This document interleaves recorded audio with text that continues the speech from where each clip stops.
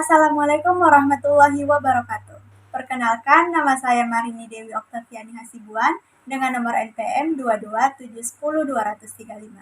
Saya berasal dari Kabupaten Padang Lawas, Medan, Sumatera Utara. Saya melanjutkan pendidikan S1 saya di Universitas Islam Negeri Raden Intan Lampung dengan program studi Sistem Informasi Fakultas Sains dan Teknologi.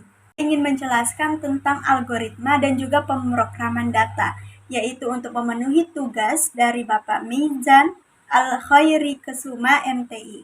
Sebelum saya membahas lebih dalam mengenai algoritma dan pemrograman data, terlebih dahulu saya ingin menjelaskan tentang sejarah dari algoritma itu sendiri. Teman-teman bisa lihat di sini. Di sini ada sejarah dari algoritma, yaitu pertama kali dikemukakan dan ditemukan oleh ilmuwan berkebangsaan Arab, yaitu Muhammad ibnu Musa al-Khawarizmi. Beliau ini memperkenalkan algoritma lewat bukunya yang berjudul Al-Jabar wa Al-Muqabalah. Ya, selain sebagai seorang penemu dari algoritma, beliau ini juga seorang penemu aljabar dan juga angka nol, di mana penemuan-penemuan beliau ini sangat berguna bagi kita, di mana saat ini kita sangat bergelut dengan yang namanya sistem informasi dan juga teknologi. Oke, kita masuk kepada pembahasan kita mengenai algoritma. Jadi apa sih algoritma? Algoritma itu merupakan langkah-langkah ataupun instruksi yang kita berikan secara logis dan juga terstruktur untuk menyelesaikan suatu permasalahan.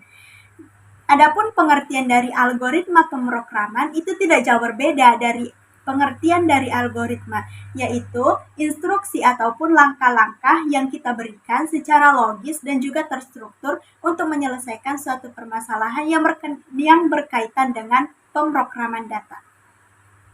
Lalu, apa sih tujuan dari algoritma?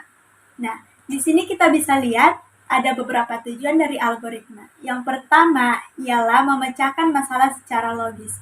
Logis artinya di sini merujuk kepada pengertian di awal bahwasanya untuk memecahkan suatu masalah itu harus berdasarkan langkah-langkah yang masuk akal dan diterima oleh nalar. Dan yang kedua yaitu menyederhanakan persoalan yang rumit. Sesuai dengan pengertiannya di atas pula, algoritma merupakan langkah-langkah yang kita tempuh untuk menyelesaikan suatu masalah secara terstruktur, sehingga penyelesaian masalah kita tidak bertele-tele. Adapun tujuan yang ketiga yaitu memudahkan kita untuk membuat sebuah program.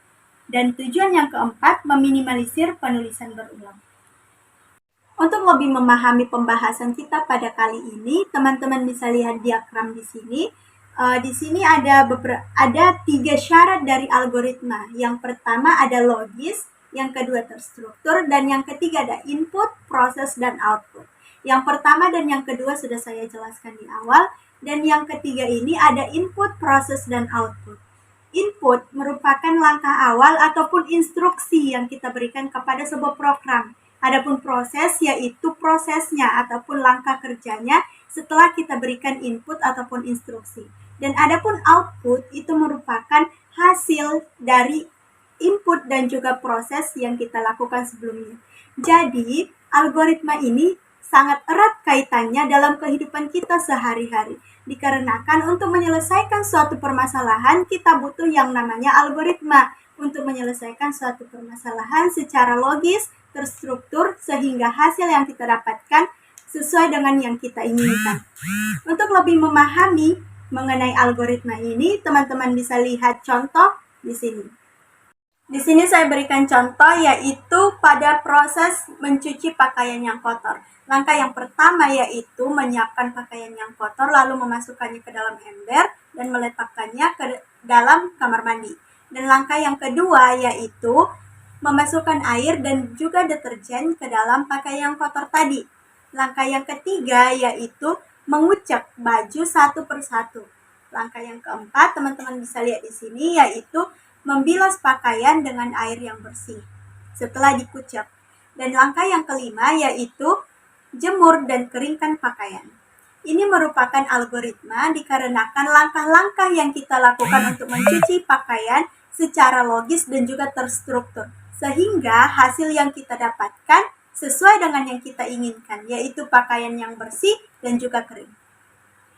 Berbeda jika input dan proses yang kita berikan itu tidak sesuai ataupun tidak logis dan tidak terstruktur, maka output yang dihasilkan pun tidak sesuai dengan yang kita inginkan. Misalnya, saya akan berikan contoh dengan tutor yang tadi juga. Misalnya, teman-teman bisa lihat di sini, langkah yang pertama yaitu menyiapkan pakaian yang kotor dan memasukkannya ke dalam ember. Langkah yang kedua yaitu mengucek pakaian satu persatu. Langkah yang ketiga, membilas pakaian lalu memasukkannya ke dalam ember. Langkah yang keempat, yaitu memasukkan air ke dalam ember dan memasukkan deterjen. Dan langkah yang kelima, yaitu menjemur pakaian lalu mengeringkannya. Tentunya, hal ini tidak sesuai, tidak masuk akal, sehingga output yang dihasilkan tidak sesuai dengan yang kita inginkan, yaitu pakaian akan tetap kotor karena bercampur dengan deterjen. Oleh karena itu, algoritma sangat dibutuhkan dalam kehidupan kita sehari-hari dikarenakan untuk menyelesaikan suatu permasalahan, kita butuh yang namanya langkah-langkah yang logis dan juga terstruktur. Maka dari itu kita dapat menyimpulkan bahwasanya algoritma itu juga sangat erat kaitannya dalam pemrograman data, dikarenakan untuk memprogramkan sebuah data ataupun mengolah sebuah data, kita butuh yang namanya langkah-langkah yang logis dan juga terstruktur. Sekian penjelasan algoritma dan juga pemrograman data dari saya pada kesempatan kali ini. Terima kasih bagi teman-teman yang sudah menonton.